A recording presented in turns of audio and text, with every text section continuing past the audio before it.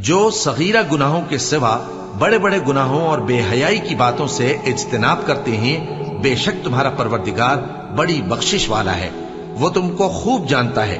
جب اس نے تم کو مٹی سے پیدا کیا اور جب تم اپنی ماؤں کے پیٹ میں بچے تھے تو اپنے آپ کو پاک صاف نہ جتاؤ، جو پرہیزگار ہے وہ اس سے خوب واقف ہے۔ بھلا تم نے اس شخص کو دیکھا جس نے منہ پھیر لیا اور تھوڑا سا دیا پھر ہاتھ روک لیا؟ کیا اس کے پاس غیب کا علم ہے کہ وہ اسے دیکھ رہا ہے؟ کیا جو باتیں موسیٰ کے صحیفوں میں ہیں ان کی اس کو خبر نہیں پہنچی؟